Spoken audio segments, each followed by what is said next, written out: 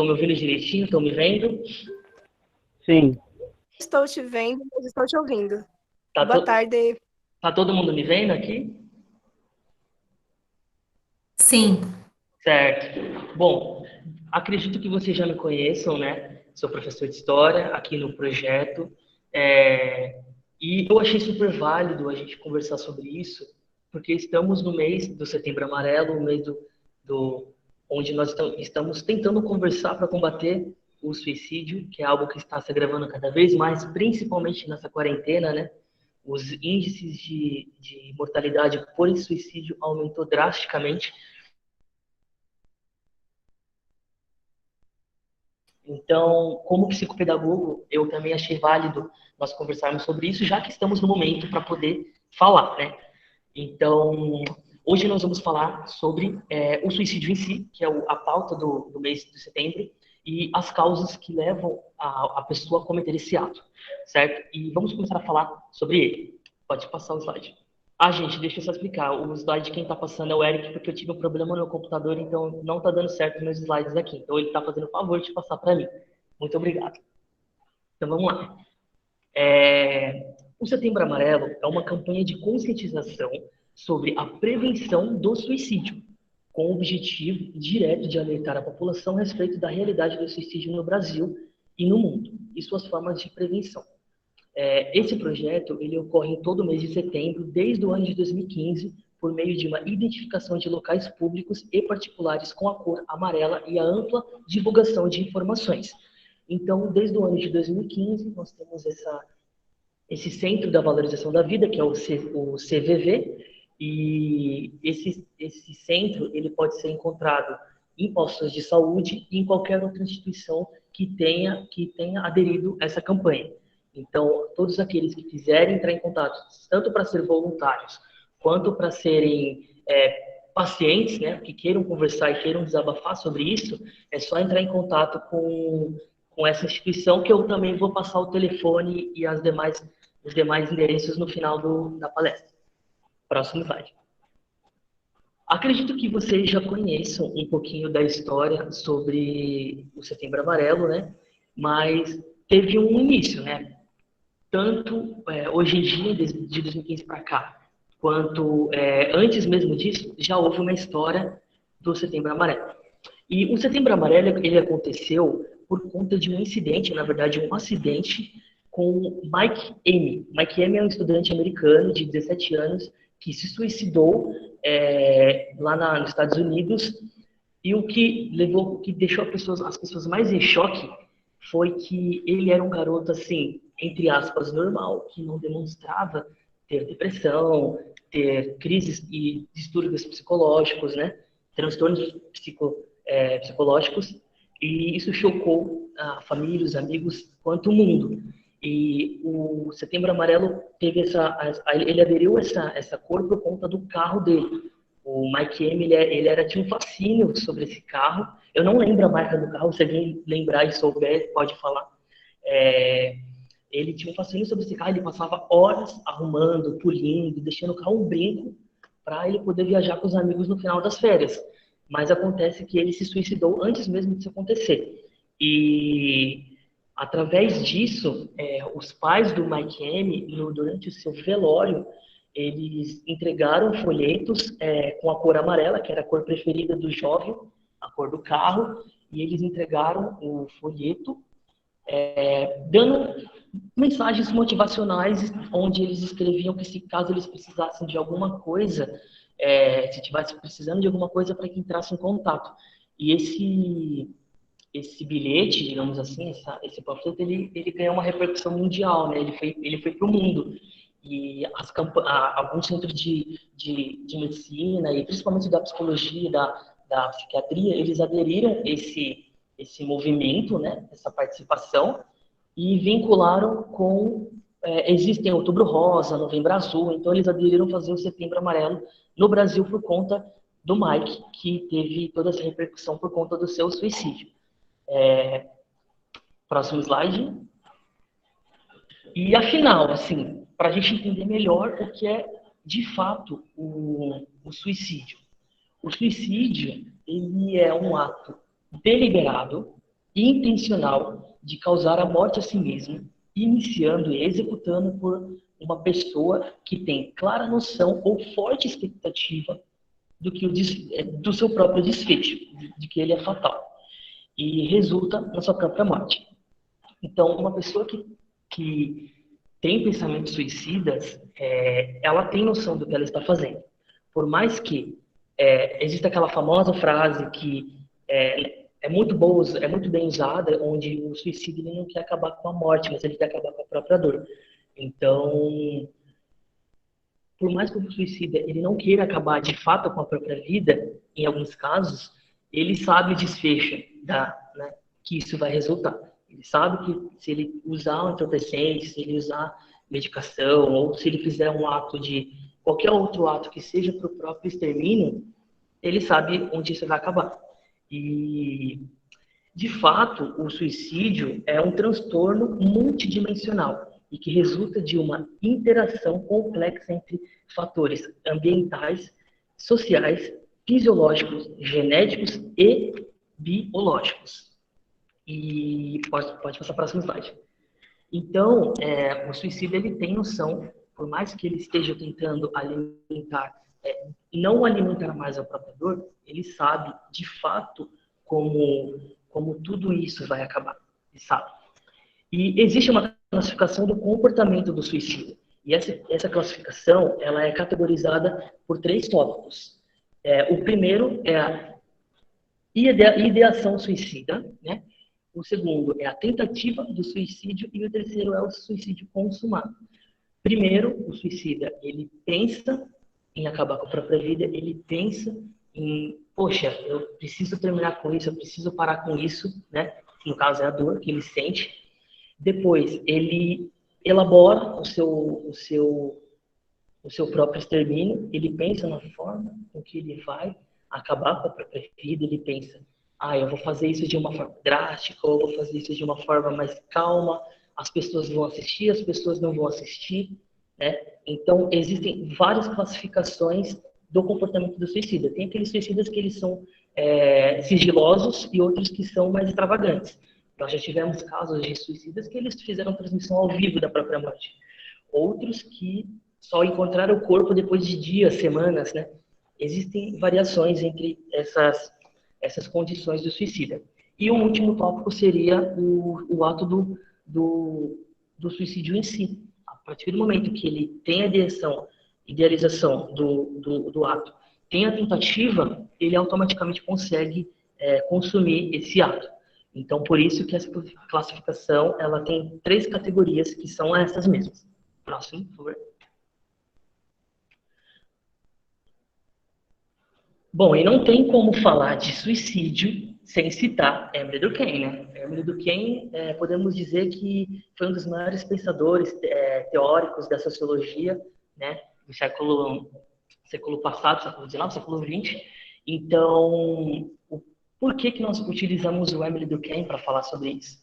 Porque o próprio autor, ele escreveu um livro sobre o suicídio, qual era o ponto de vista dele sobre o assunto, e que foi um livro que foi revolucionário. Né? As pessoas não falavam sobre isso. Na verdade, até hoje as pessoas estão começando a falar sobre isso. Então, para aquele século, para aquela época, isso foi uma revolução, assim como Freud. Freud também foi, tanto com Durkheim, Freud e outros participantes da área da psicologia, da psicanálise, eles fizeram uma revolução com seus livros, com suas teorias, né?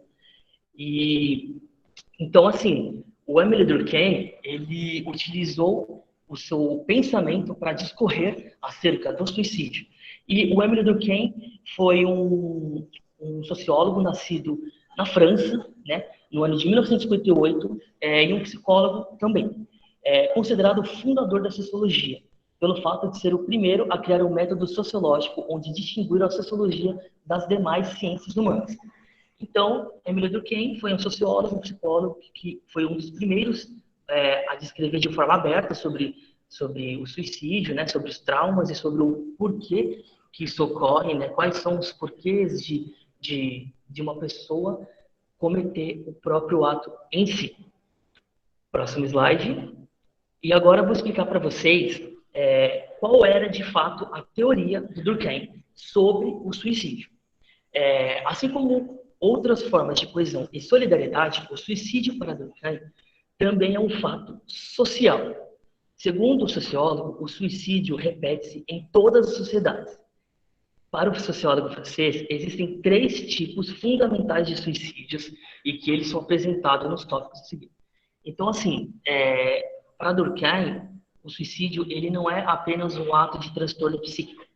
Existe uma série de variações que faz com que a pessoa tenha esse ato, esse pensamento de próprio extermínio.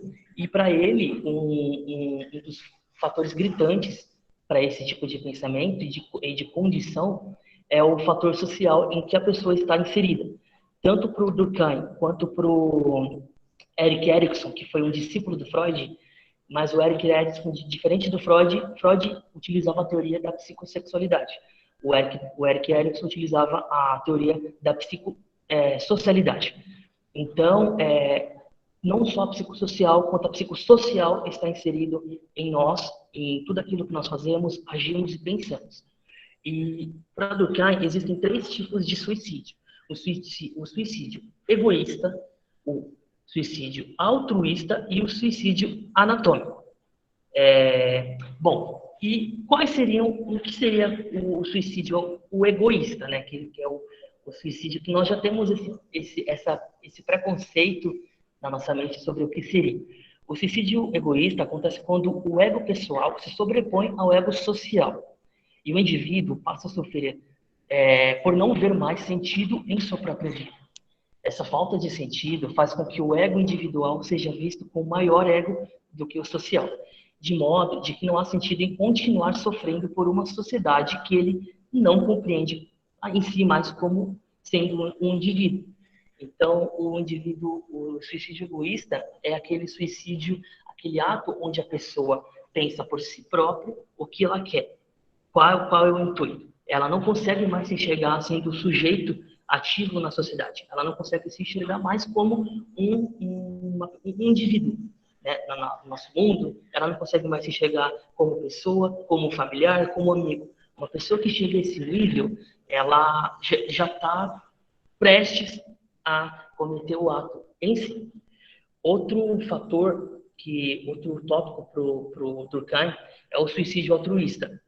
O suicídio altruísta, nesse caso, acontece ao inverso do caso apresentado anteriormente, pois o ego social e coletivo é encarado como maior do que o ego individual, de modo com que a pessoa encontre-se disposta a tirar a própria vida em nome de um objetivo que, em seu julgamento, será bom para a coletividade. Aí eu coloquei um exemplo dos pilotos kamikazes japoneses na Segunda Guerra Mundial, e existem vários outros terroristas hoje em dia, né, que eles utilizam o suicídio altruísta como um bem maior, como a falta de projéteis, com a falta de projéteis lançados esses próprios aviões nos alvos, causando suas próprias mortes. O autoextermínio por terroristas e pilotos kamikazes, eles têm o objetivo de algo maior. Eles acreditam que você, dando sua própria vida por algo que seja maior do que o seu próprio interesse, eles estão fazendo um bem maior à sociedade e também um bem maior para as próximas gerações. Então, é diferente do suicídio egoísta para o suicídio altruísta, porque o egoísta, ele não entende mais a pessoa como si próprio, como indivíduo. Já no altruísta, ele já entende que ele precisa se suicidar para poder gerar um valor, né? Podemos usar o suicídio do Hitler, por exemplo.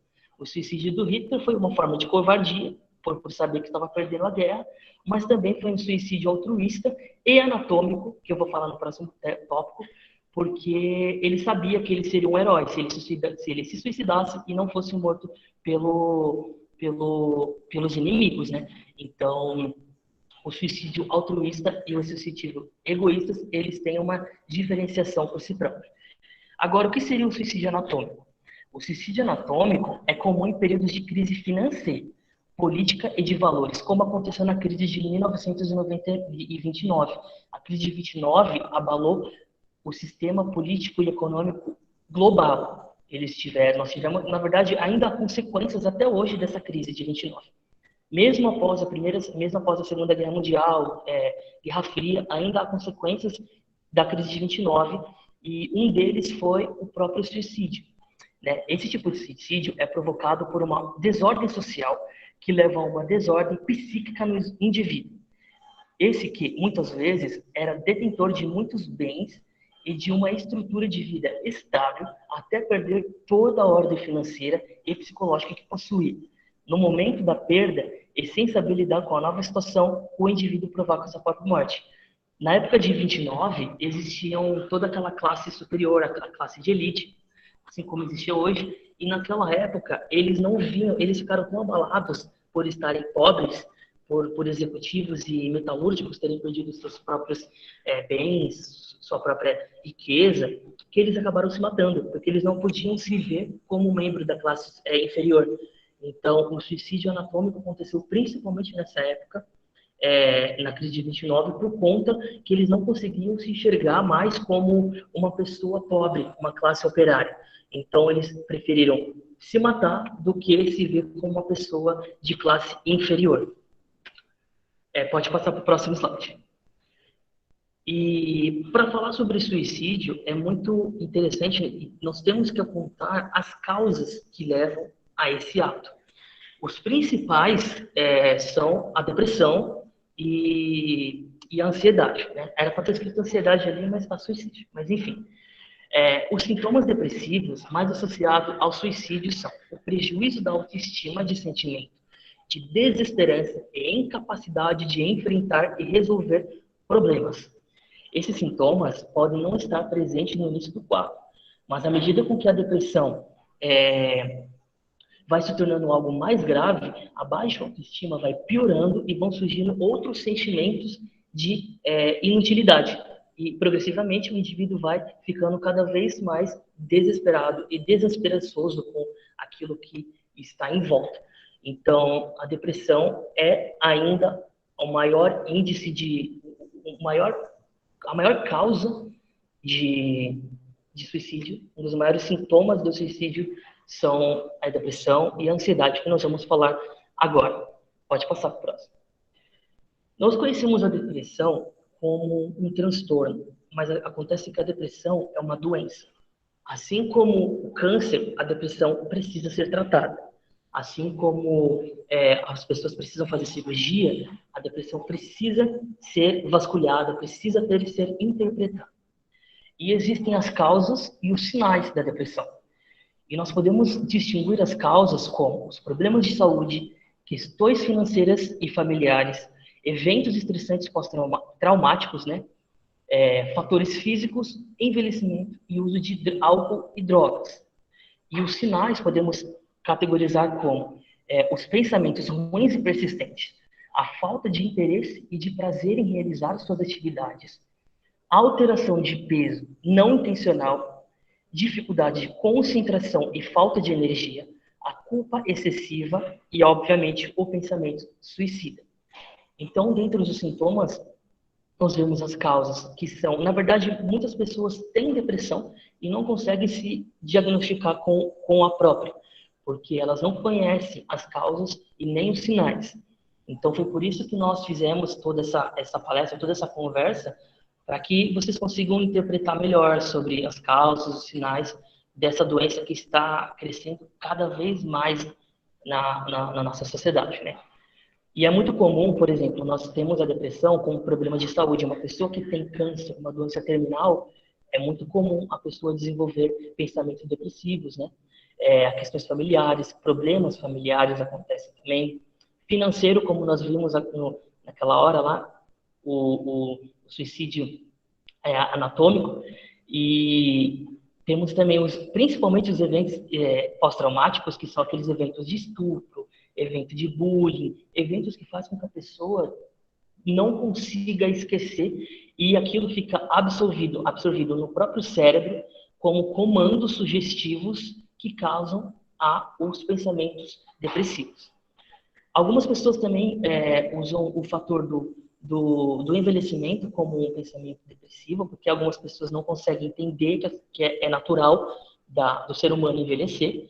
é natural, principalmente os famosos, né? Quando os famosos eles começam a ficar envelhecidos, eles não se aceitam, alguns se aceitam facilmente, outros aderem à modalidade da plástica, né? Para poder reverter o fator natural da vida. Um dos principais também que causam os pensamentos depressivos são o uso de álcool e das drogas, a dependência química e a dependência alcoólica. Elas são principalmente, junto com os problemas de saúde e pensamentos angustiantes, um dos principais fatores dos pensamentos depressivos. Acontece que existem pessoas que conseguem utilizar, ingerir álcool e a droga sem estar em pensamentos ou em condição de depressão ou suicídio.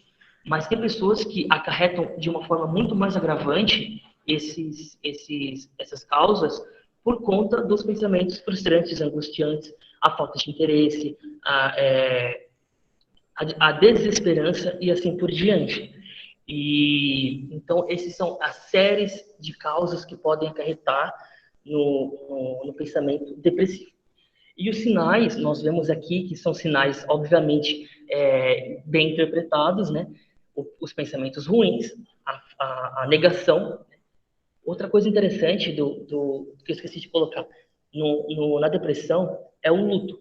O luto é algo que existe uma série de etapas. São 5 fases até uma pessoa estar propriamente livre ou curada, ou podemos classificar como quiser, do luto. E os pensamentos ruins, os pensamentos negativos, eles também estão presentes nesse sinal, que é o luto, e nessa causa, que também pode ser categorizada assim. A falta de desinteresse em prazer e realizar as suas atividades também é um sinal de pessoas com depressão. Porque a depressão, ela não chega, bate na nossa porta falando, oi, eu estou aqui. Ela vem vindo de uma forma muito, muito gradativa, ela vai aumentando cada vez mais os sintomas, né? E quando a pessoa ela não trata, quando a pessoa ela não parte, primeiro a pessoa precisa saber o que é depressão. Depois a pessoa precisa entender os sinais e as causas, principalmente os pais, professores e familiares. Por exemplo, se uma pessoa sabe que existe um parente ou um aluno que tem problemas de comunicação, de interação ou antissocial, a pessoa antissocial precisa dar uma atenção especial, porque pode ser distúrbio de aprendizagem ou também pode ser a depressão como um todo. Mas existem variações de depressão. A depressão não é única. Existem a depressão que está num índice baixo, outras estão num índice muito, muito mais avançado do que o próprio, do que a própria ansiedade. Né? A ansiedade é uma consequência da depressão, ou vice-versa. Então, a falta de interesse em praticar esportes também está associada à depressão, que gera toda a... eu esqueci aquela palavra que a pessoa fica parada, sem praticar exercício. Alguém pode me lembrar?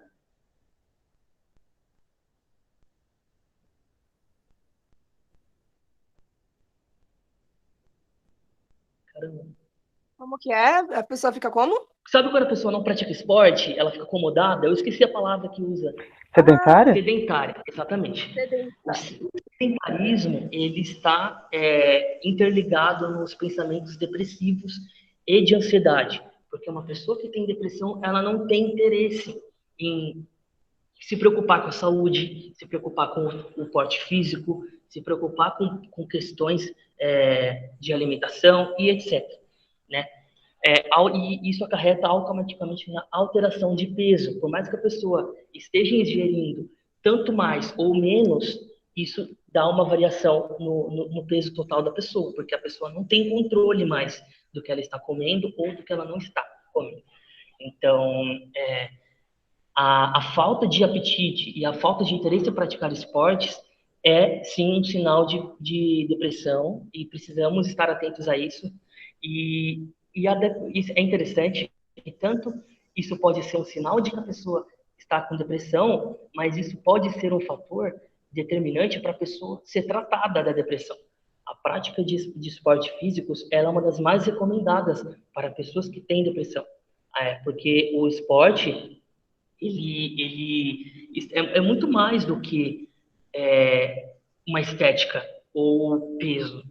qualidade de vida. Então, por isso que os psicólogos, os psiquiatras, eles recomendam a prática de esporte, porque isso mobiliza a pessoa e deixa com que a pessoa sinta mais prazer em fazer as coisas do que ela já faz ou do que ela fazia. Cria um ânimo, né? Um gás na pessoa. E isso é muito importante.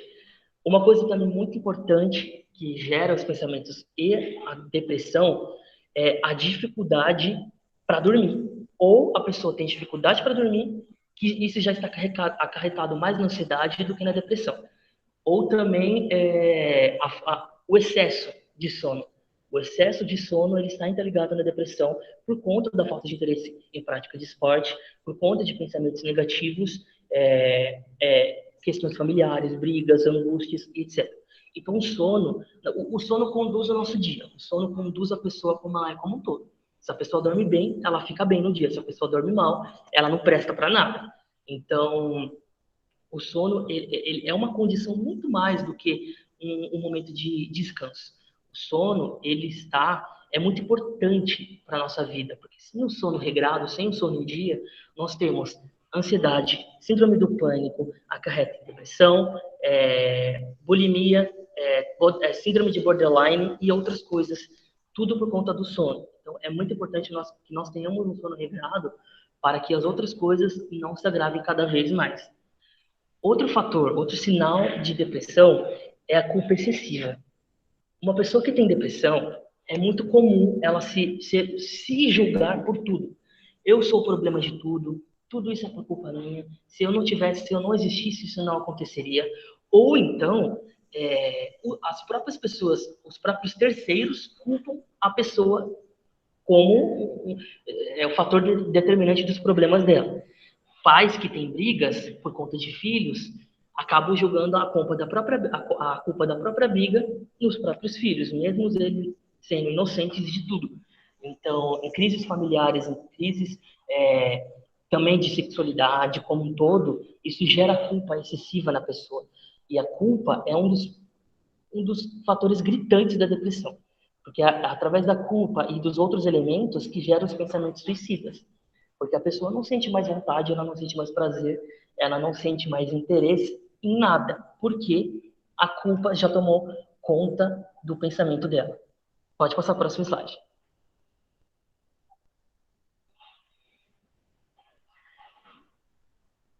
E já falei anteriormente dos sintomas, e uma coisa importante da gente ressaltar é que uma pessoa deprimida costuma apresentar dois dos seguintes sintomas após 14 dias. A ansiedade e a depressão, ela é apresentada como uma doença classificatória assim, na própria pessoa após 14 dias. É comum a pessoa conseguir ser diagnosticada antes, mas para ela ser diagnosticada antes é porque ela tem algum outro transtorno psíquico dentro de si. Transtorno de déficit de atenção, TDAH, autismo, dislexia e alguns outros. Todos esses sintomas podem acarretar numa depressão, porque a pessoa, para uma pessoa que tem esse tipo de distúrbios, elas precisam de auxílio, direção e muita conversa e terapia. Sem esse tipo de tratamentos, as pessoas acabam tendo esses sintomas. A tristeza profunda, a perda de interesse em atividades, a dificuldade de concentração, pessimismo, perda de apetite, insegurança, o medo, a insônia ou o sono excessivo, irritabilidade e a perda de autoestima. Então, tudo isso é acarretado, tudo isso se engloba e vai aumentando cada vez mais nos pensamentos depressivos. Pode passar para o próximo. E o outro sintoma de uma pessoa que tem pensamentos suicidas é a ansiedade. Eu classifico a ansiedade como um fator explosivo, porque a depressão ela é mascarada. Agora, a ansiedade não. A ansiedade nós sentimos no nosso corpo, na nossa respiração, sabe? Em tudo. Então, eu classifico a ansiedade como um fator de distúrbio gritante, que é chamado de transtorno de ansiedade generalizada, a TAG, né? Que é um distúrbio categorizado pela preocupação excessiva ou expectativa apreensiva, persistente e de difícil controle que perdura por no mínimo 6 meses. Uma pessoa que tem ansiedade, ela fica com esse transtorno pelo menos em 6 meses. É comum existir casos de pessoas que são tratadas antes desse prazo? Não, porque quando a pessoa consegue se diagnosticar ou entender que ela tem ansiedade, quando já deu 1 ano ou mais. Porque durante esse período é um período que ela está se entendendo os sintomas, ela está tendo os sintomas e ela não consegue distinguir. Então, após 6 meses, que a pessoa consegue ter um discernimento de falar, ó, eu tenho algum problema, eu preciso de ajuda, eu preciso conversar com alguém que entenda o que eu esteja passando para eu conseguir me ajudar. E a ansiedade é a reação normal diante de situações que pode provocar o medo, a dúvida ou a expectativa. Eu sou uma pessoa ansiosa, eu sou uma pessoa que, quem me conhece sabe que eu não tenho unha, mas isso também é algo que está muito mais do que a ansiedade como um todo. Para não esticar muito, a psicanálise diz que um indivíduo ele tem 5 fases de crescimento, da pessoa se desenvolver como indivíduo como um todo. Tem a fase oral, tem a fase anal, tem a fase da latência e as outras demais.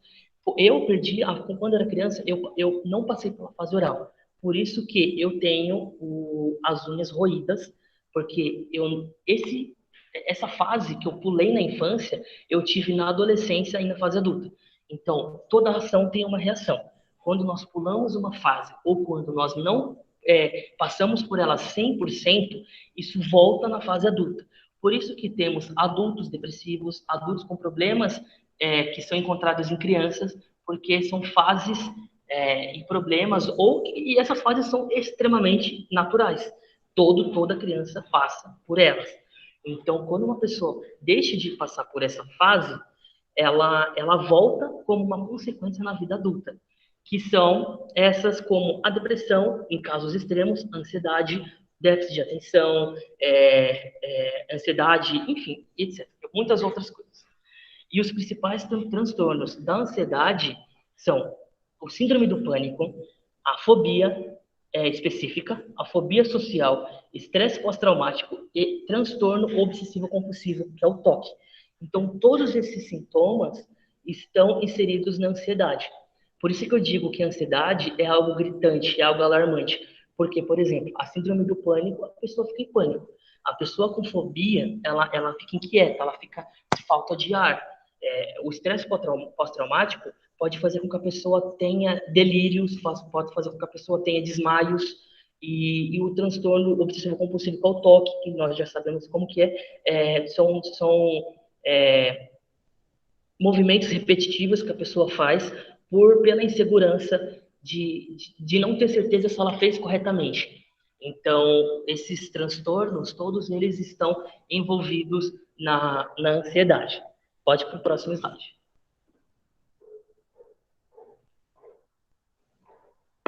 Bom, aqui nós temos, de uma forma mais didática, os sintomas da ansiedade. A preocupação constante, geralmente ela é vista como uma bomba na nossa vida, né? Aquilo que, quando nós temos o controle ou a falta de controle de algo, isso nos preocupa, isso faz com que nós tenhamos uma ansiedade além da conta, isso gera uma série de outros fatores que eu vou falar mais à frente. A procrastinação também é um sintoma de ansiedade, porque a pessoa sabe o que ela precisa, mas o ato dela ter que fazer gera ela um sentimento de eu prefiro deixar para depois para fazer bem feito. Isso é ansiedade. A necessidade de reafirmação. Nós podemos ver isso daqui como um toque, porque a necessidade de reafirmação é ter a necessidade dos atos repetitivos de que aquilo foi concluído de forma devida, de forma 100%. Então, assim, essa necessidade é um transtorno que nós mesmos fazemos sem a gente perceber. Eu mesmo, antes quando eu vou pegar o ônibus, eu pego o ônibus e falo, será que eu peguei o ônibus certo mesmo? Teve vezes que eu até perguntei para a pessoa do lado, eu peguei esse ônibus? Só para ter certeza de que eu tive 100% de certeza do que eu fiz. E essa é a necessidade de reafirmação. Isso pode ser visto como um dos sintomas do TOC, né? A sudorese, né? O suor excessivo no corpo, isso é um sintoma de ansiedade. A insônia, problemas de memória, mas os problemas de memórias, eles também estão categorizados não só na ansiedade, como os problemas de distúrbios de aprendizagem. A dislexia, o TDAH, o autismo e outros fatores da descalculia também estão associados nos problemas de memória. Dores de cabeça, nós temos constantemente pelo pensamento excessivo. É normal do ser humano pensar além da conta, além do que ele já está no limite. Nós sempre acabamos pensando muito mais, que dor de cabeça gera pensamento excessivo. Alterações gastrointestinais, eu mesmo sei o que é isso, porque eu tenho gastrite bem séria, mas por conta de alimentação, por conta também da minha ansiedade. A ansiedade, eu só fui entender o que é ansiedade quando eu estudei o que ela é. Eu só fui entender, eu sou uma pessoa ansiosa quando eu de fato estudei na minha pós-graduação o que é ansiedade. Então, eu consegui entender de fato o que ela é como um todo. E geralmente é uma reação. Quando uma pessoa que tem ansiedade e depressão, ela não se alimenta corretamente. Vamos começar por aí. Isso gera uma série de fatores e problemas de problemas intestinais, problemas de gastrite, de estômago e etc. E as alterações gastrointestinais, ela está ligada inteiramente com a ansiedade. Porque quando a gente sente ansiedade, é muito comum a gente sentir cólicas intestinais ou nós sentimos pontadas no estômago, que são que geralmente é a gastrite, me mandando uma mensaginha para você falando que ela está ali. Então, é comum, nos sintomas de ansiedade, ter problemas de gastrite ou desenvolver gastrite por conta da ansiedade. A baixa concentração também é associada nesse sintoma por conta do pensamento excessivo ou também por conta da baixa... quando uma pessoa pensa menos, digamos assim, de uma forma mais prática. Mas isso também, a baixa concentração também está ligada em problemas de distúrbios psicoeducacionais, de distúrbios e de educação, que nós podemos diagnosticar com algumas formas, digamos assim. Nós podemos, o psicopedagogo, o psicólogo, o psiquiatra, ele tem uma série de estratégias para conseguir ver se a pessoa tem isso ou não, ou ter um pensamento, ou ter tudo de uma vez, né? É comum uma pessoa que tem ansiedade e depressão ter todos esses sintomas. Outro principal fator que gera ansiedade é a taquicardia, a dor no peito e a falta de ar. O pensamento excessivo, a necessidade de reafirmação, a sudorese, preocupações constantes geram no nossos... Porque o cérebro, você sabe que o cérebro ele tem ligação com o sistema nervoso central, então ele comanda tudo. Então, a falta de ar e ataque cardíaco, arritmia, problemas de palpitação, problemas cardio, está ligado com sintomas de ansiedade, porque gera falta de ar, gera suor, gera dor de cabeça. Então, tudo isso está relacionado também nos sintomas de ansiedade. E esses sintomas da ansiedade e a depressão geralmente estão ligados, assim, de mão dadas, para uma pessoa suicida. Pode passar para o próximo.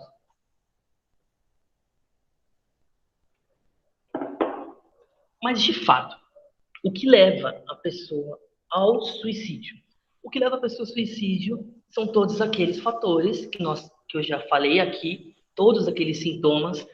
E aqui eu coloquei a frase, aquela famosa frase que eu falei no começo da palestra, que quando uma pessoa pensa em suicídio, ela quer matar a dor e nunca a própria vida. Acontece de a pessoa querer acabar com a própria vida sem ter dor? Acontece.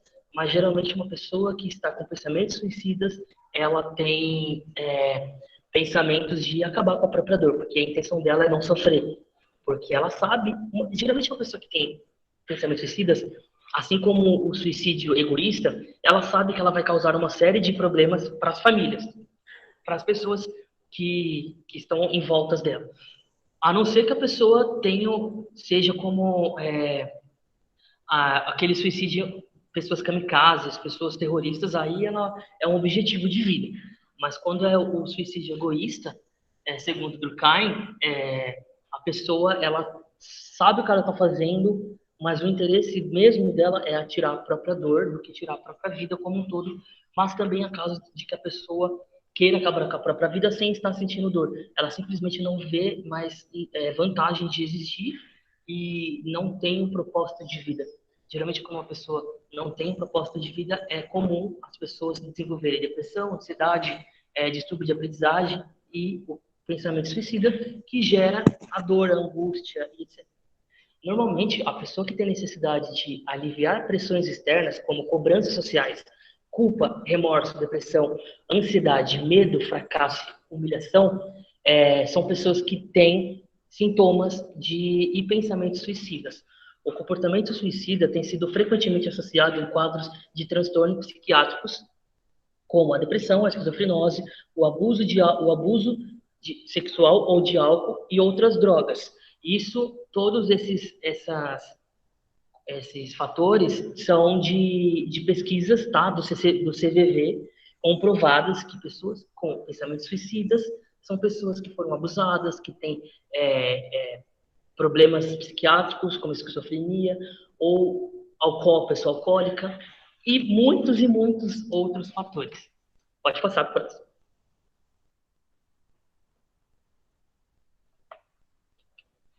Aqui eu coloquei dados estatísticos sobre o suicídio.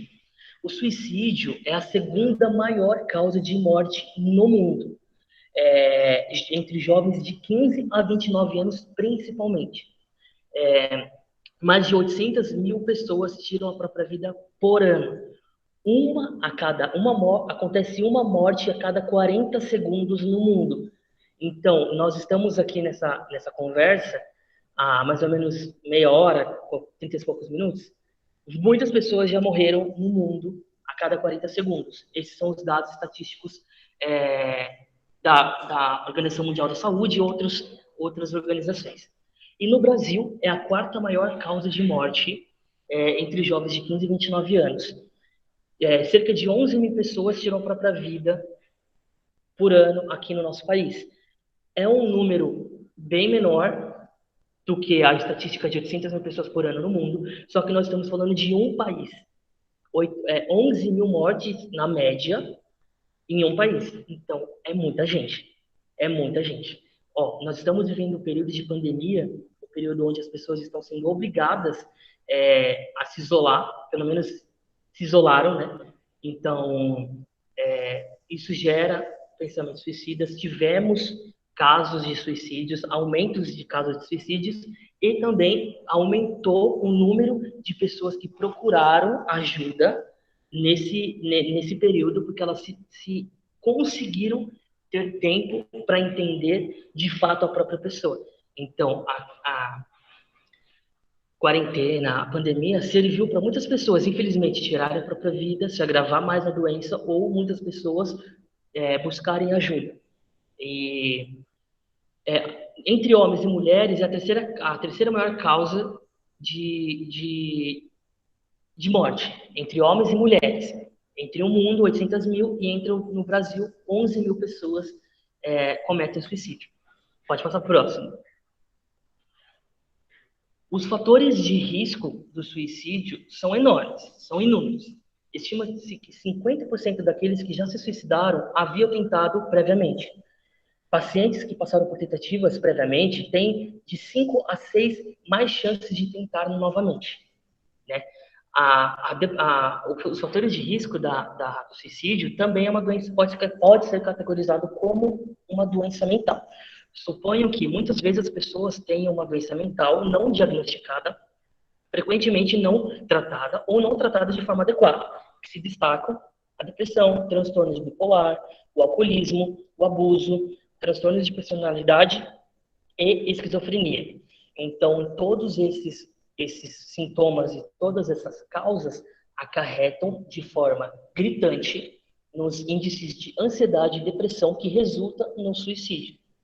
E os outros fatores de risco que gera esses pensamentos é a desesperança, o desespero, o desamparo, a impulsividade, gênero, problemas e dificuldades sexuais, a sexualidade, a idade, doenças clínicas não psiquiátricas, eventos adversos na infância e na adolescência, os traumas infantis, histórico de familiar e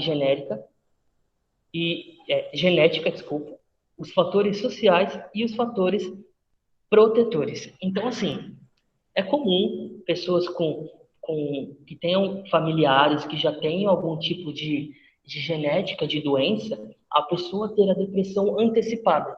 É comum também existir depressão infantil, é muito comum. Eu já tive experiência de atendimento de criança com depressão infantil.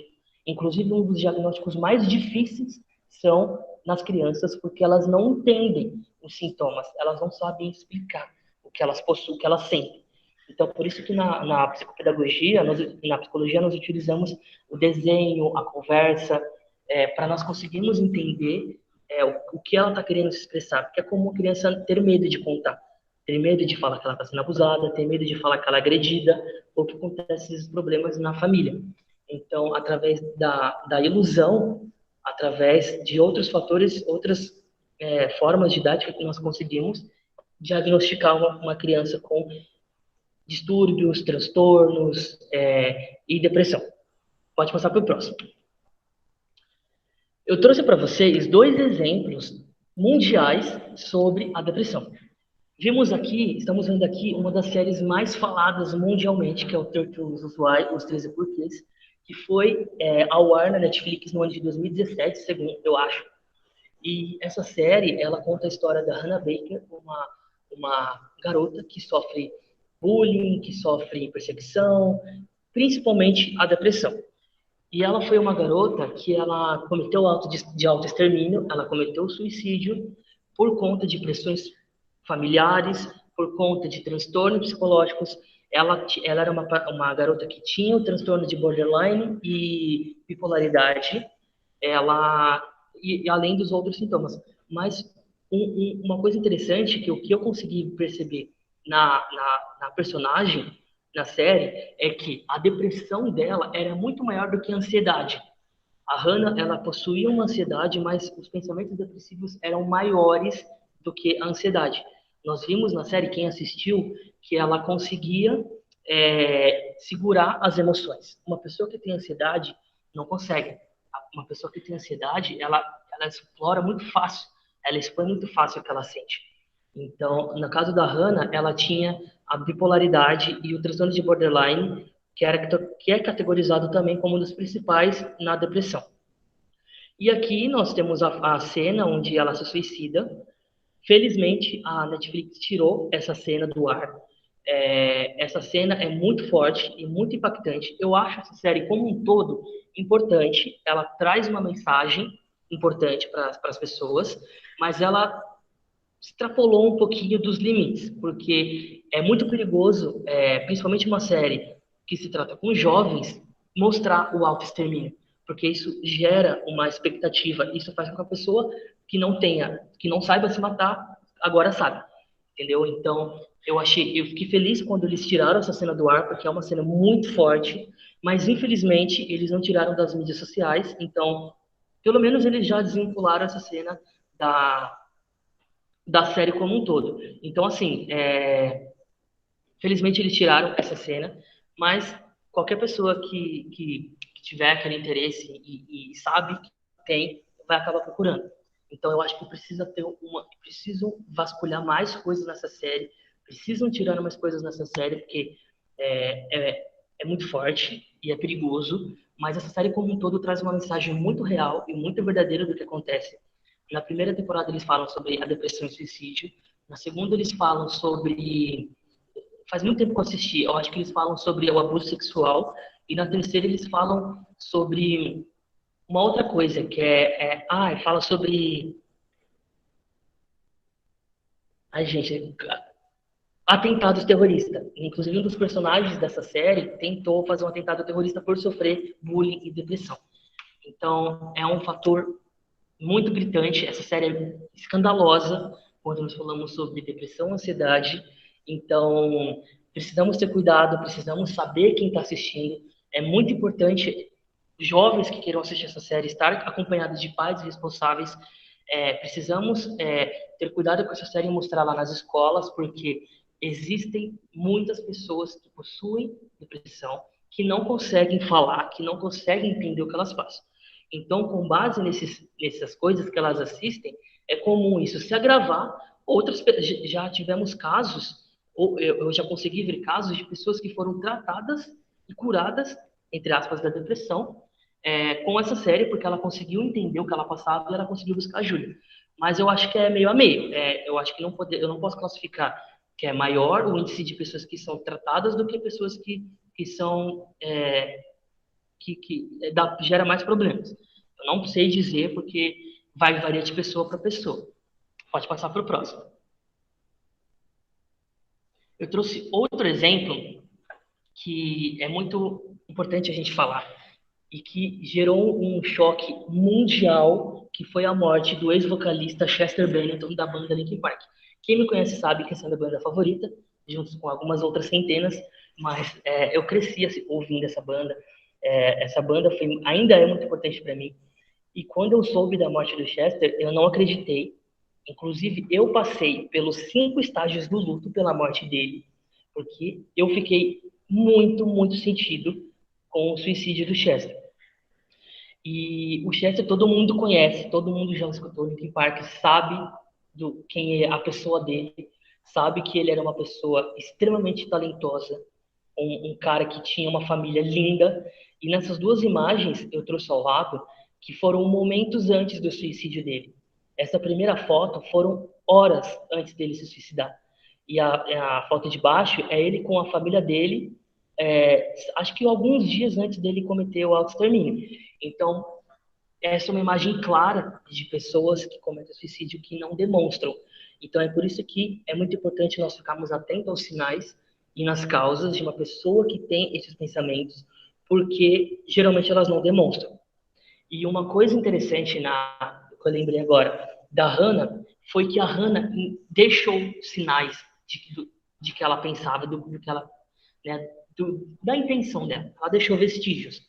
Mas como pessoas leigas, nós não conseguimos interpretar, porque as pessoas não têm conhecimento do que é depressão, ansiedade e etc. Então, no final da história, a Hannah deixou 13 fitas explicando os 13 porquês que ela cometeu o suicídio. Nesse suicídio, nós podemos classificar como um suicídio egoísta, porque ela tinha a intenção, ela sabia o que ela estava fazendo, e o egoísmo, não é só o fato dela se matar e não pensar nas pessoas, mas o egoísmo é o egoísmo pessoal. O egoísmo dela não buscar novas possibilidades, mesmo ela se sentindo morta por dentro, ela não buscou novas escolhas, porque ela não conseguia enxergar. Então, é muito importante que nós possamos mostrar para as pessoas que há sim como ser tratado, assim como ser.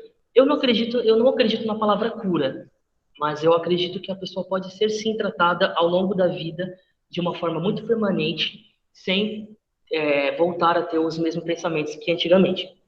Pode passar para o próximo. E depois eu trouxe o exemplo do Chester, que é muito claro, né? Outra coisa que eu trouxe para a gente desmistificar a depressão como um todo. Vamos falar claramente sobre os mitos dessa doença. As pessoas que falam suicídio não cometem suicídio. Isso é um mito. Geralmente as pessoas que falam suicídio, elas estão gritando, elas estão pedindo socorro para as pessoas.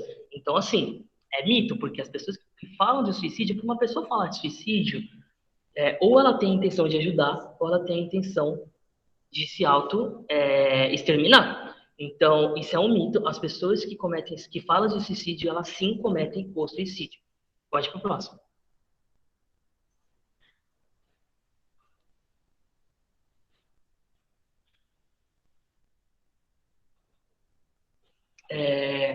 Quando uma pessoa pensa em suicidar, terá risco de suicídio para o resto da vida. Isso é um mito também, porque é comum pessoas pensarem em suicídio e nunca mais na vida pensarem nisso novamente. É comum. É difícil? Porque geralmente uma pessoa que tem pensamentos suicidas, elas precisam de tratamento, de sessões de terapias e de acompanhamentos psicológicos. Então, eu acredito que para uma pessoa não ter pensamentos suicidas novamente, ela precisa estar em constante processo de tratamento. Porque assim como o nosso corpo, o nosso cérebro precisa de cuidados. Então, nós precisamos tratar da nossa saúde mental, assim como na nossa saúde física, corporal e, enfim, tantas outras. Pode ir para o próximo. Quando um indivíduo mostra sinais de melhora ou sobrevive a uma tentativa de suicídio, está fora de perigo. Mentira, isso é um mito. Uma pessoa que melhora dos sintomas da depressão, da ansiedade e dos pensamentos suicidas, ela não está fora de perigo, porque ela pode sim voltar a ter esses tipos de pensamentos e intenções, sem a falta, não fazendo as terapias e estando, por exemplo, à mercê da vida, ela pode sim voltar a pensar e cometer e sentir, cometer as mesmas coisas que antigamente. Se uma pessoa que se sentia deprimida e pensava em se suicidar, em um momento seguinte passa a se sentir melhor, normalmente significa que o problema já passou. Isso também é um mito, porque é comum pessoas continuarem se livrarem da depressão, não terem mais pensamentos depressivos e continuarem com os mesmos problemas no qual ela iniciou o processo de pensamento suicida. É muito comum, por exemplo, uma pessoa que tem problemas de autoaceitação, quando ela se autoaceita, é comum ainda existir problemas da negação do próprio indivíduo familiar, da sociedade, da religião e etc. Então, as pessoas continuam com os problemas, mas elas melhoram dos pensamentos, das intenções e dos sintomas das doenças que geram o suicídio. Pode ir para o próximo. Características psicopatológicas comuns no estado mental do suicídio. Do suicida. A ambivalência, o desejo de viver e o desejo de morrer batalham numa gangorra nos indivíduos suicidas. Há uma urgência em sair da dor e viver e um desejo de viver. Então, assim, uma pessoa que tem a ambivalência, ela está nessa gangorra. Foi um exemplo que encontrei para a gente explicar sobre isso. Que é aquilo que eu falei, a pessoa quer acabar com a dor, mas ela não quer acabar com a vida. Então, é uma luta entre o senso crítico e o próprio pensamento. E são as próprias intenções. Obviamente, o nosso senso crítico, ele diz, nós não podemos acabar com a nossa própria vida, porque existem pessoas, existem muitos outros fatores que vai prejudicar e vai gerar consequências. E também há o pensamento e a intenção de acabar com a própria dor, de acabar com a própria vida, de acabar com a própria dor. A impulsividade. O impulso para cometer o suicídio é transitório e dura alguns minutos ou horas. É usualmente desencadeado por eventos negativos do dia a dia. Então, é uma série de fatores que gera essa impulsividade. A negação, a angústia, a depressão, a ansiedade e várias outras coisas geram esse impulso. E geralmente quando uma pessoa ela comete suicida, ou é muito rápido ou é muito demorado. Porque quando uma pessoa comete suicídio, ela pensa muito. Ela pensa se ela tem razão, ela pensa se ela deve, ela pensa se ela não deve. Mas sempre o resultado desse pensamento é o mesmo. Eu preciso me livrar disso. Então, a impulsividade é um pensamento e é um fator determinante para o suicídio. E a rigidez. Pessoas suicidas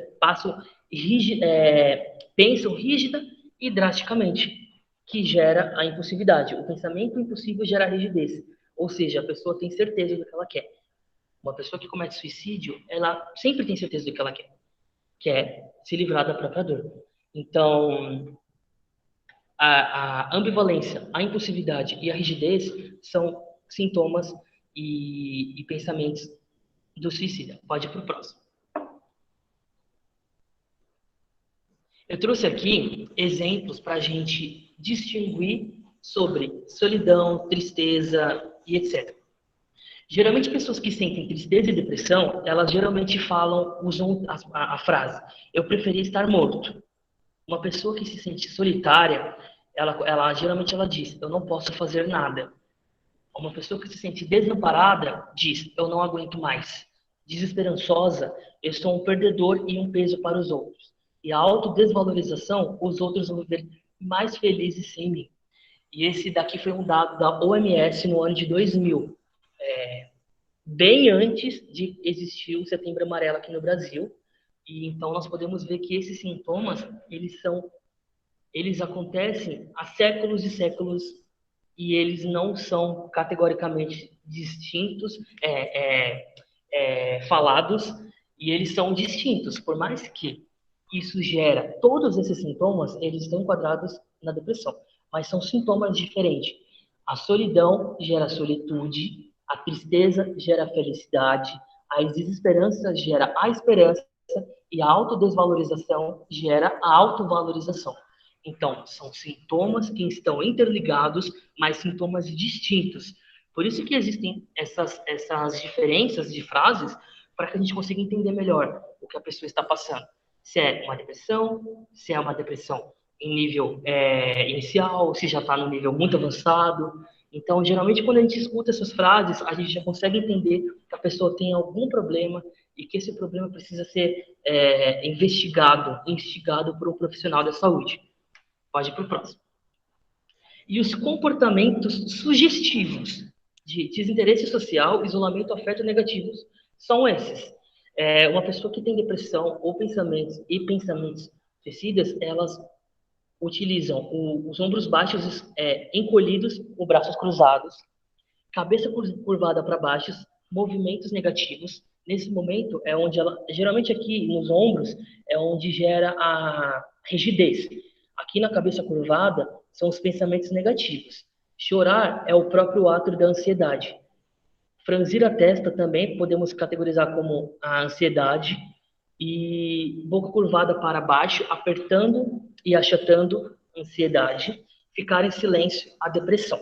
Então, são esses sintomas e comportamentos sugestivos. Não significa que eu tirar uma foto assim, significa que eu estou depressivo. Não necessariamente. Mas uma pessoa que vive assim, uma pessoa que vive constantemente dessa forma, ela está apresentando sinais de que ela está passando por isso. E esse dado foi da FUPESP no ano de 2016. Eles montaram esses dados e criamos essa tabela aqui para a gente entender melhor. Pode ir para o próximo.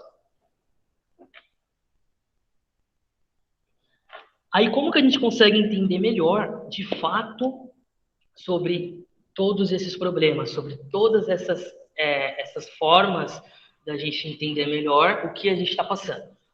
Com atendimento profissional. Nós só conseguimos entender tudo aquilo que nós sentimos, tudo aquilo que nós passamos através do atendimento profissional. É uma proporção substancial das pessoas que cometem suicídio morrerem sem nunca terem visto um profissional da saúde mental. Porque nós estamos ligados o tratamento psicoterapeuta com pessoas de doenças, esquizofrenia e etc. Então as pessoas veem a saúde mental como um problema, uma pessoa louca, entendeu? E não é assim que a gente encara a situação. Sabemos hoje que praticamente 100% dos suicidas tinham uma doença mental, muitas vezes não diagnosticada e não tratada. De fato, dos que morrem de suicídio, cerca de 50% a 60% nunca se consultaram com um profissional da saúde mental ao longo da vida. Então, isso é autoexplicativo. Nós conseguimos entender que uma pessoa que comete suicídio, uma pessoa que tem depressão e que gera esse pensamento, são pessoas que nunca encontraram um terapeuta. Não é comum encontrar pessoas com pensamentos suicidas que já tenham passado por processo de terapia. A terapia nunca é um prazo. Existem pessoas que conseguem lidar melhor com a sua doença sem precisar de um terapeuta. Mas existem pessoas que precisam e necessitam desse atendimento profissional para conseguir manter a sanidade, porque sem o aconselhamento, sem as diretrizes de um profissional, ela não consegue ter um foco, um objetivo, ela se sente perdida, que está ligada no sintoma da ansiedade, e as pessoas voltam a sentir ansiedade, as pessoas voltam a sentirem todos aqueles sintomas que pode acarretar numa depressão, que pode voltar para os seus pensamentos suicidas. Pode ir para o próximo. Então, o atendimento profissional é essencial para uma pessoa que queira se tratar ou para uma pessoa que consiga identificar quem esteja passando por isso e que precisa de uma ajuda. E o acolhimento do indivíduo é algo que, assim como o atendimento profissional, é algo que resulta numa quase 100% de uma melhora. Pesquisa sobre prevenção aponta que para o fato de que o desfecho nefasto pode ser evitado, na maioria das vezes, caso haja o devido de acolhimento ao sofrimento, o acompanhamento da situação. Amigos, familiares, igrejas, profissionais da saúde. Uma pessoa que tem pretensão do suicídio precisa de um acolhimento. O abraço é a arma, não vou dizer arma, porque isso soa como um ponto negativo, mas é um método muito eficaz para quebrar as correntes e as barreiras de uma pessoa que se esconde, porque ela se sente acolhida. E o acolhimento nossa, sem sombra de dúvida, uma das coisas mais eficazes para uma pessoa com depressão, uma pessoa com pensamentos suicidas. Por isso que as pessoas dizem que eu sou terapeuta, o amigo terapeuta, as pessoas têm que conversar comigo. Gabriel, preciso de... E agora, o que eu faço? Porque isso não é só um dom, isso não é só uma vontade, não é só um gosto profissional, mas é algo que todo mundo precisa fazer. Todo mundo precisa aconselhar, todo mundo precisa ter tempo para entender a dor do próximo, ter tempo para entender aquilo que a pessoa está passando, porque às vezes a pessoa está demonstrando sintomas gritantes e a gente não consegue enxergar por causa do nosso próprio ego. Eu não vou perder tempo com isso, eu não tenho mais o que fazer. Nesse mais eu tenho que fazer, uma pessoa pode se suicidar, uma pessoa pode entrar em depressão profunda, uma pessoa pode entrar em coma alcoólico, uma pessoa pode se cortar, se automutilar, enfim. Então, o acolhimento para o indivíduo sem sombra de dúvidas, um dos fatores determinantes para o tratamento contra o suicídio. Pode passar para o próximo. E como eu falei, aqui no dados da OMS, esses são, de uma forma bem didática, os meios de acolhimento que pode ser utilizado para as pessoas. Profissionais da saúde, família, amigos, colegas, clérigo e o CAPS. O CAPS é um centro de acolhimento para pessoas que possuem algum tipo de transtorno, principalmente transtornos psicológicos, ou dependência química, ou vulnerabilidade social, uma pessoa que está desabrigada. Existe um acolhimento e essas pessoas são acolhidas e tratadas de forma integral, 100% integral. Muitas vezes as pessoas precisam até ficar alojadas nesse CAPS, outras que possuem casas vão em determinado horário e dentro desse CAPS existe uma série de programas para a pessoa se distrair, como pintura, jogos, teatro, música. O CAPS ele procura sempre trazer algo para fazer com que a pessoa se distraia e volte a ter interesse em algumas outras práticas, né? Então, nós podemos utilizar essas fontes de apoio para conseguir um auxílio e uma ajuda. Pode ir para o próximo. E como que a gente consegue uma ajuda sem ser nesses fatores? Caso uma pessoa precise de algo urgente, ela pode discar 188, que é a ligação gratuita, fixa para o Centro de Valorização da Vida, e é 24 horas, tá? A pessoa ela pode ligar a qualquer horário, que vai ter sempre algum profissional para conversar com você, caso você sinta necessidade. Por isso que o nome desse programa é CVV, Centro de Valorização da Vida, e como vai você. Porque eles querem saber como vai você. Eles querem saber como que está a sua vida, o que você está passando, e por isso que o 188, qualquer pessoa que quiser um acolhimento, uma conversa instantânea, pode discar esse número que eles vão te auxiliar, eles vão te orientar e te instruir. Caso seja algo mais severo, a pessoa pode discar o emergência, que é discar SAMU, UPA, pronto-socorro de hospitais, caso ocorra um ato mais severo. Outro exemplo que eu lembrei agora, quando eu falei SAMU, foi a Demi Lovato. Todo mundo conhece a Demi Lovato, né? Uma das cantores pop mundiais que está em ascensão, sempre esteve em ascensão. A Demi Lovato, ela sempre teve transtorno de bipolaridade e borderline. Não sei se ela foi diagnosticada, mas ela tem borderline.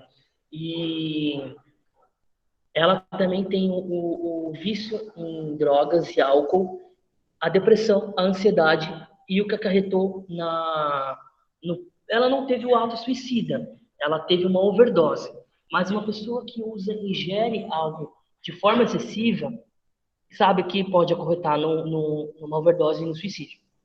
Então, assim, nós temos inúmeros casos, inúmeros exemplos de pessoas que se suicidaram por não terem acesso, no caso de algumas pessoas, por própria negligência, outras por falta de contato com esse centro de valorização da vida ou com emergência, com amigos, famílias, igreja, qualquer tipo de instituição que possa resultar numa melhora instantânea ou progressiva dessa doença. Pode ir para o próximo? Então, é muito importante que nós possamos entender que a primeira medida preventiva é a educação. É preciso deixar de ter medo de falar sobre o assunto, derrubar tabus, compartilhar informações ligadas ao tema. Então, juntos somos mais fortes, juntos nós conseguimos barrar, quebrar esse tabu de que a depressão, o suicídio é algo para as pessoas com problemas mentais. De fato, a depressão é uma doença mental, mas não significa que a pessoa é louca. A depressão, ela é um transtorno. A depressão pode vir em qualquer pessoa. A depressão não escolhe religião, classe social, nada. A depressão, ela pode ser em qualquer pessoa, inclusive em animais. A depressão também afeta animais. Então, isso é uma doença, para você ver como isso é uma doença patológica, não uma doença sugestiva. Então, assim, a depressão é algo que precisa ser estudada, precisa ser falada, para não gerar consequências severas, que no caso seria o suicídio. Próximo. Então, ouça quando um amigo precisar de ajuda, respire para viver melhor a queda e aproveite essa viagem, que no caso seria a terapia. A terapia não é uma queda livre, mas é um momento em que a gente se encontra a si próprio. A gente se auto-entende, a gente se auto-estuda. Então, através disso, a gente vive esse processo de viagem que é a autodescoberta. Fale sobre aquilo que lhe dói, converse. É muito importante que nós... Você não precisa guardar a dor para si próprio. E a pessoa não está... uma pessoa que está ouvindo, ela não está preocupada, por exemplo, se ela tem tempo ou se ela não tem. Uma pessoa que está disposta a ouvir, ela quer saber como você está. Ela quer saber os seus problemas e quer saber aquilo que você está passando. Então, ouçam, falem sobre o assunto, porque é de extremo interesse para todos, né? É um interesse geral. Próximo. E é muito importante que nós possamos partilhar dessa mensagem, nós possamos levar essa mensagem adiante.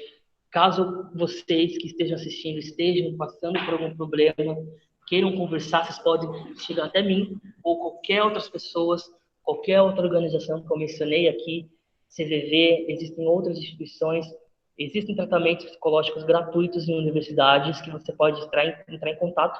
Você vai fazer sessões de terapia de graça, você só precisa se inscrever. Então, esse é um meio de você se ajudar. E existem frases que eu acho que nós podemos dizer para as pessoas que passam por isso, ou você precisa entender, a pessoa precisa entender que você não é um fracasso, você não é um caso perdido, você não precisa se machucar, você é necessário, você é amado, você não está sozinho e, principalmente, que nós acreditamos em você. Então, são essas palavras, são essas formas que nós conseguimos chegar numa pessoa, acolher e abordar uma pessoa para que ela possa se sentir confiante, para que ela possa se sentir amada e saber que ela é importante, né? E pode passar para o próximo. Então, essas foram as referências gerais que eu utilizei para falar sobre esse tema, que precisa ser abordado, precisa ser discorrido e falado, porque quanto mais falarmos, mais as pessoas vão saber, mais as pessoas vão se ajudar e mais as pessoas e menor será o índice de suicídio, porque as pessoas saberão lidar, as pessoas saberão conversar, saberão como iniciar um tratamento, os pais saberão como entender o que os filhos passam, os professores saberem melhor o que os seus alunos passam e etc.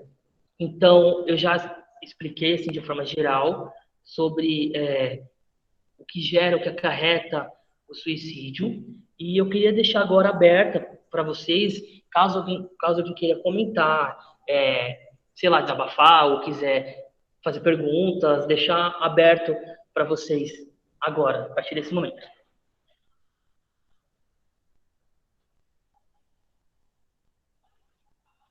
Se alguém tiver interesse, pode falar.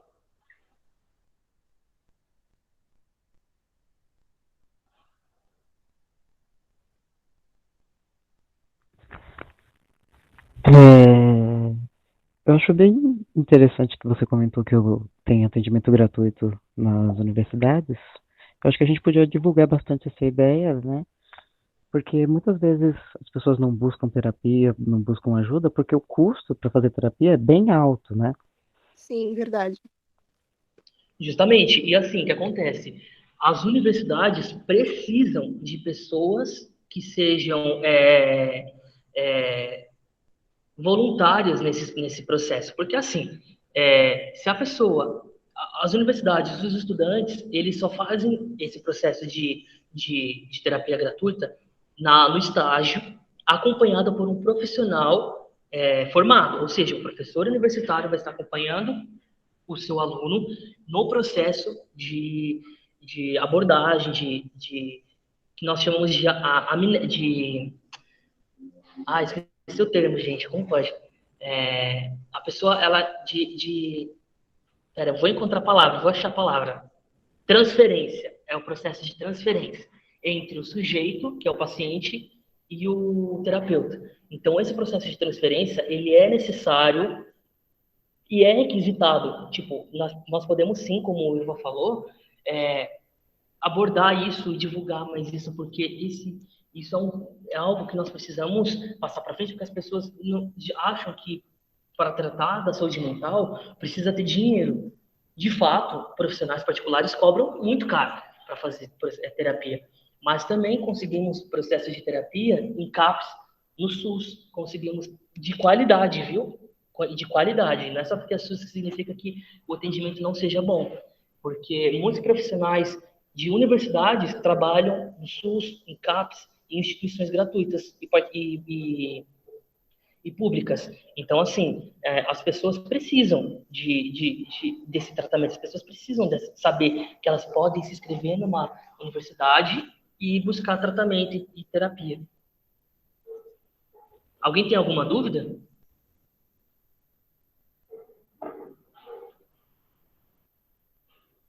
Eu vou acender a luz, tá, gente? Só um minutinho.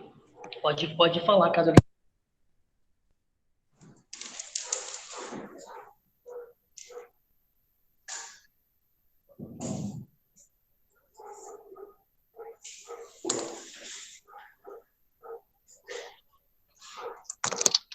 Vou fazer uma pergunta. Algum de vocês já tiveram contato com pessoas que tenham pensamentos suicidas, que já tiveram pensamentos suicidas?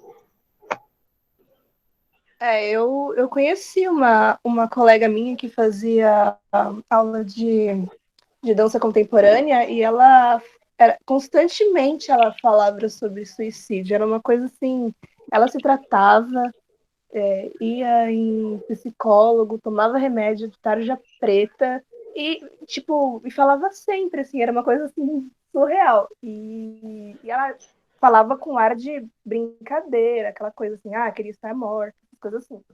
Só Nunca que é brincadeira. então, ela falava com aquele ar de dar risada, sabe? Pra não falar assim, pô, sério. Mas só que ela se tratava real, assim. E pelo que eu vejo agora, ela tá, assim, bem melhor, assim, pelo que eu acompanho. Então, Mas no era caso da uma sua coisa. amiga, ela vai precisar Colega, de tratamento terapêutico pro resto da vida.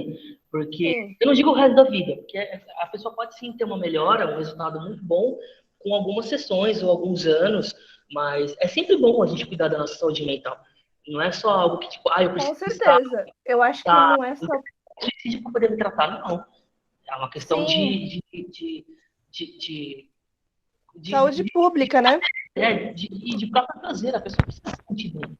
A pessoa precisa saber que ela pode contar com alguém, que ela pode ter o auxílio de alguém para se entender melhor. Sim, eu acho fundamental. Exatamente. Independente de ter um caso de depressão, ansiedade ou não, eu acho super importante fazer terapia. Eu Parabéns, também Gabriel. acho. Nossa, Também acho, que Bah. palestra. Que Ivan, que saudade. saudade também, tá? É mesmo, a gente precisa marcar uma conta, hein? Depois da pandemia é nóis. É nóis, eu já tô aqui. Altos rolês. Pode falar. Eu ia falar que também, eu acho que se a gente quebrar esse tabu de que para procurar um terapeuta, um psicólogo, a pessoa precisa ter algum transtorno, na verdade eu acho que todo mundo deveria fazer terapia, independente de quais problemas, classe a pessoa tenha. Acho que todo mundo tinha que fazer. Para ter um embasamento melhor e parar com esse tabu de só procura psicólogo quem é louco. Porque Sim. a pessoa não vai Nossa, procurar se continuar essa visão. eu acho que muitos dos problemas que o Brasil tá seria resolvido se muita gente fizesse terapia, né? Se todos É. fizessem terapia. Então, assim, todos esses sintomas que eu mencionei, todas essas causas, elas precisam ser discutidas, elas precisam ser ressaltadas para que as pessoas consigam entender o que elas passam e consigam entender que, por mais que uma pessoa que se encontra nesse estágio, ela não consiga ver um intuito, ela não consegue enxergar outro sentido a não ser acabar com a própria vida. Ela precisa entender que ela tem métodos extremamente eficazes para combater esse tipo de pensamento. Existem tratamentos. O tratamento não significa que a pessoa esteja em estágio terminal. Não. Nós temos tratamento de pele, a gente faz tratamento de coisas como cuidar do cabelo, passar maquiagem. Isso é um tratamento. Então, o tratamento psicológico, ele precisa ser instantâneo, precisa ser constante. Então, assim, não entenda que uma pessoa que passa por isso ou que já passou, usar o termo tratamento não é uma forma negativa de se ver. É um tratamento, porque as pessoas precisam tratar daquilo que do que causa dor. Elas precisam conversar, elas precisam entender de fato o que causa dor, tentar achar um meio de lidar melhor com essa situação, porque não existe uma cura, né? Tipo, a cura ela não é propriamente existe tipo assim, eu vou ser curado de depressão. Não, uma pessoa pode viver com depressão o resto da vida. Ela só consegue lidar melhor com os próprios pensamentos e com as próprias intenções que ela tem.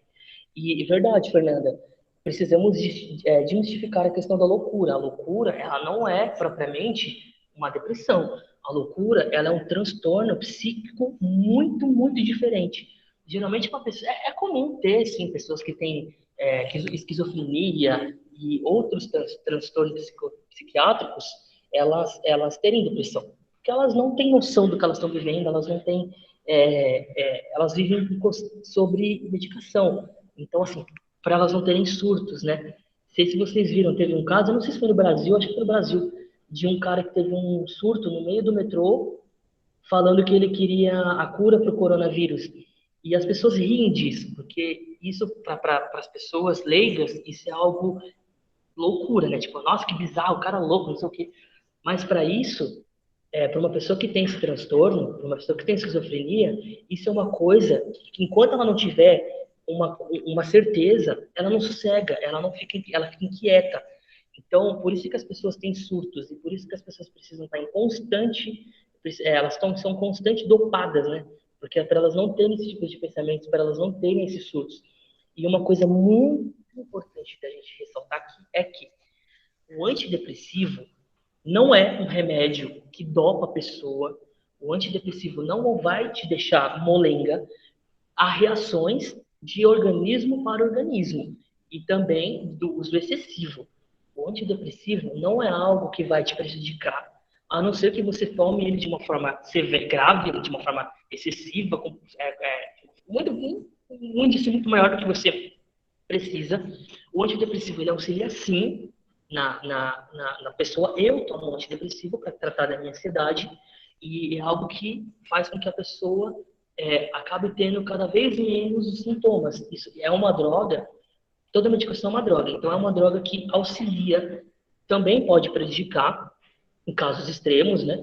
Mas as pessoas entendem que o antidepressivo é algo que a pessoa toma quando ela tá louca. Não. Você não toma. Gabriel,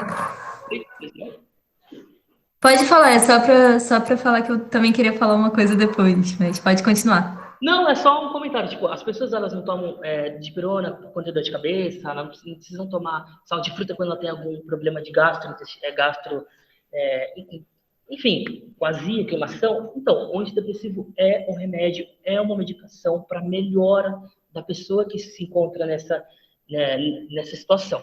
Pode falar, Fernando. É que você falou que muitas pessoas que são consideradas loucas, né, tipo, com esquizofrenia ou qualquer outro tipo de transtorno, assim, muitas vezes também tem depressão, né?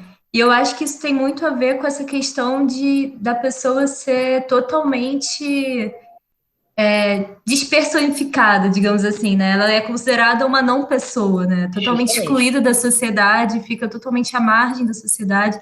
Então, eu acho que isso também gera uma não adequação Com na certeza. subjetividade, assim, né? Não só de uma forma, sei lá, da doença em si, mas de uma percepção de que, cara, ele não faz parte, sabe? Então, acho que isso também deve gerar muita ansiedade, né? Muita depressão, para além daquilo que já tinha antes, né? Justamente, a pessoa que vive em um reformatório, uma pessoa que vive em um manicômio, ela está sendo excluída da sociedade instantaneamente, né? Porque, por exemplo, é uma pessoa incapaz de viver no coletivo. Então, ou seja, essa pessoa que ingere esse uso de medicação para poder controlar os distúrbios, elas não são bem vistas na sociedade. Então, elas acabam sendo excluídas. E existe muito preconceito, né? Existe muito preconceito com pessoas que passam por isso, porque é, é um problema, né? As pessoas excluírem por conta de uma condição. É um problema as pessoas não porque assim, as pessoas precisam se socializar, as pessoas necessitam de um contato pessoal. Isso.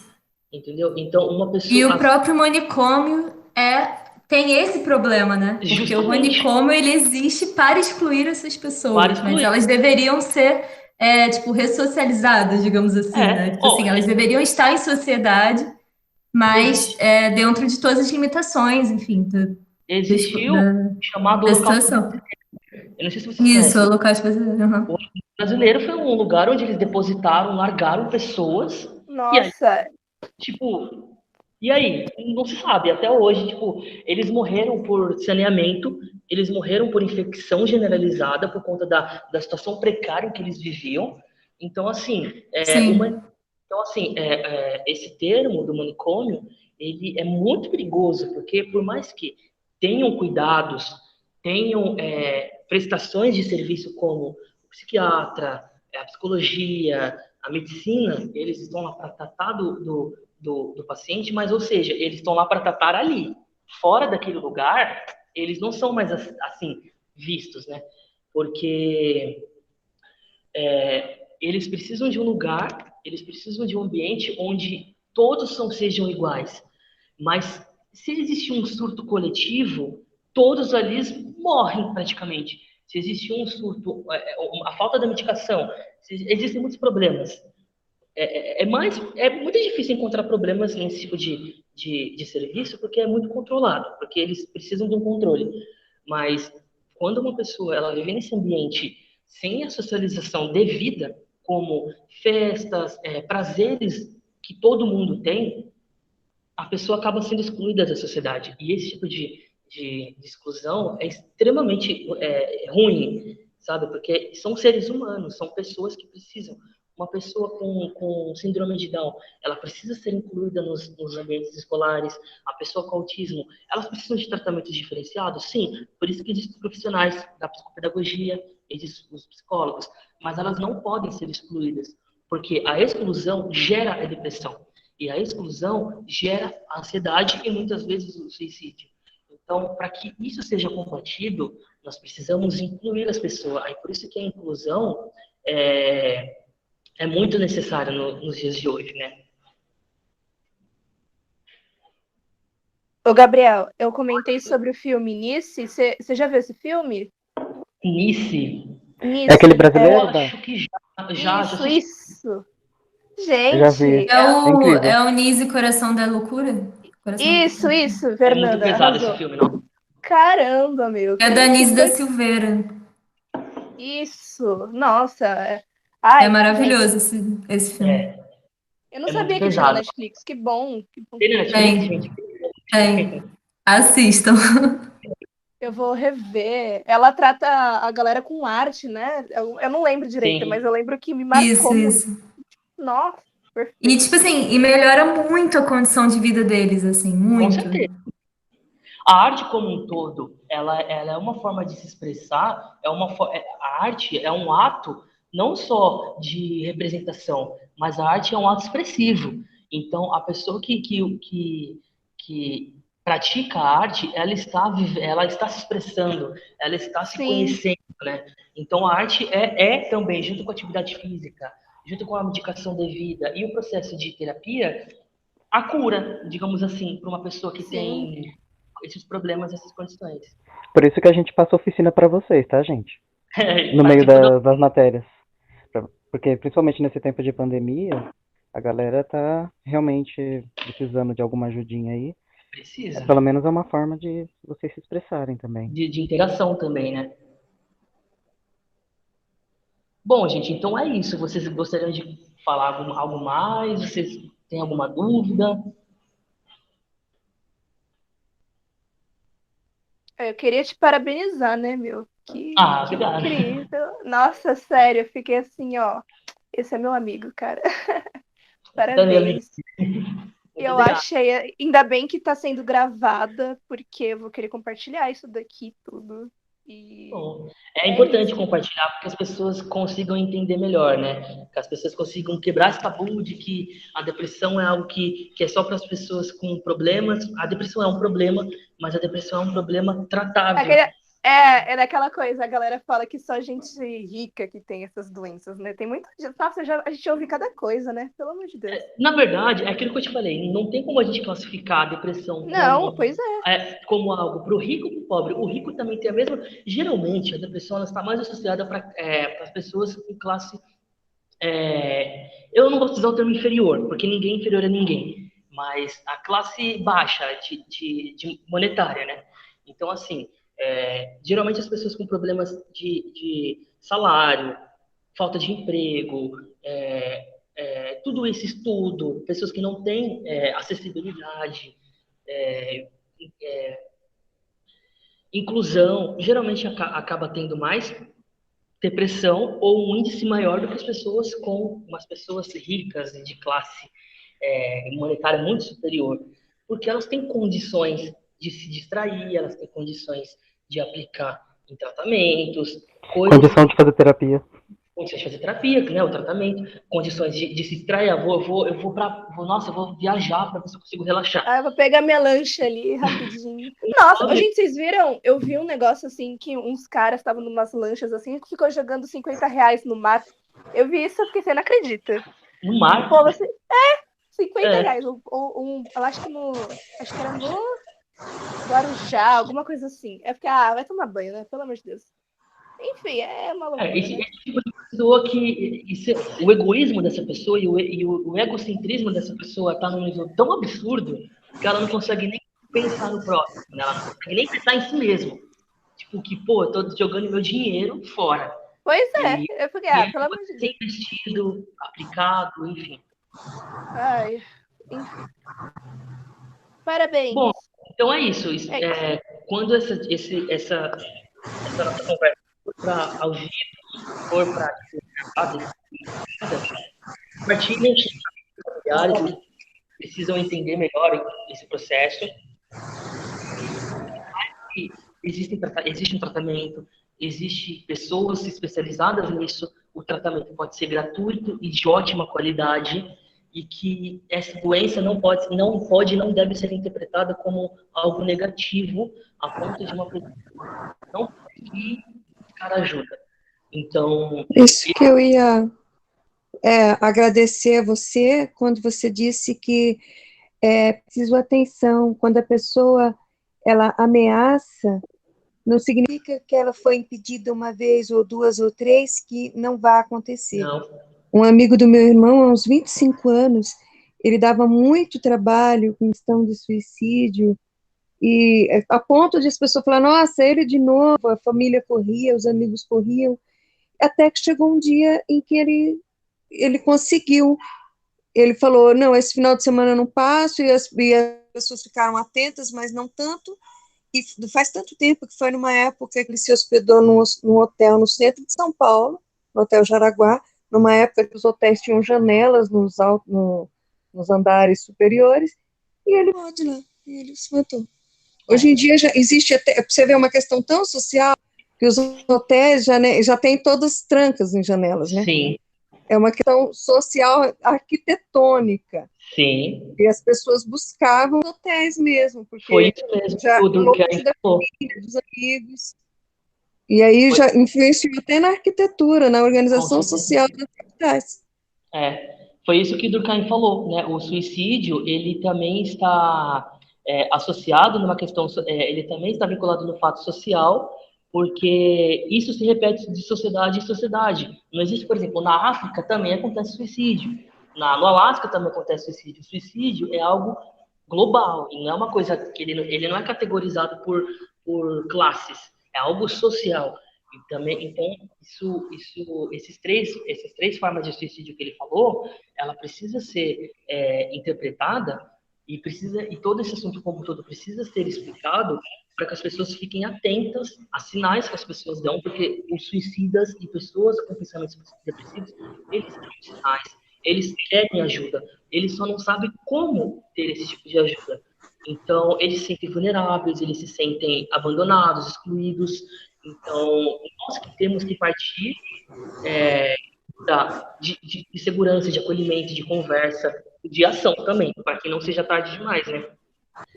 Então, o intuito dessa conversa foi esse, mostrar que toda essa doença como um todo, ela pode ser tratada, ela pode ser discorrida, ela pode ser conversada. E o termo curada não é muito bem visto, porque a depressão é uma doença, mas não existe uma cura, assim como não existe curas para muitas outras coisas, né? Então, é um processo de tratamento, um processo de transição. O ser humano como um todo, ele vive de transição. Daqui 10 anos, nós vamos estar numa transição diferente da que nós estamos hoje. Então, essa transição precisa estar sempre acompanhada na terapia, porque a transição é chocante. A transição gera ansiedade, gera preocupação, gera pensamentos excessivos. Então, tudo isso vincula na depressão, no suicídio como um todo. Então, obrigado por terem assistido, acompanhado essa nossa conversa, essa nossa reunião sobre isso. E espero que nós possamos conversar mais sobre isso ou sobre alguns outros assuntos mais para frente. Agradeço a todos, gente. Muito obrigado, gente. Boa noite, viu? Boa noite. Agradeço, Fiquem com obrigada. Deus. Arrasou. Vamos nos cuidar. É isso Vamos nos aí. cuidar, gente. Somos Vamos nos cuidar e importantes. cuidar dos outros. Cuidar da gente, cuidar dos outros. Saudades. Que saudade, Ivan. Mano, sério. Saudade mesmo. Saudade também, Bá. Saudade O gordinho pessoal também. não deve entender nada. A gente estamos juntos a vida inteira, então por isso que É verdade. Por isso que a gente fala assim com o outro. Então, é por isso. Verdade. Para quem não sabe, eu, o Gabriel, a Babel e o Olim, a gente estuda junto desde, deixa eu ver, eu, o Olim e o Gabriel desde a 6ª série, mais ou menos. E a Bárbara do ensino médio. E a Bárbara do ensino médio. Até acho que hoje. foi o segundo ano, né? Foi, Acho que segundo foi e terceiro. 2014, 2015 até hoje. Ai, gente. É isso. E eu com o Ivan desde Parabéns. a terceira série, 2000 e... Nossa, é muita coisa. 2006. Isso é amizade, hein, gente? Né, amores? Então é isso, gente. Muito obrigado pela interação, pela participação de todos e até uma próxima. Até e parabéns de novo. Arrasou. Parabéns, gordinho, Tchau, foi gente. demais. Muito obrigado. Arrasou. Uau! Uhul!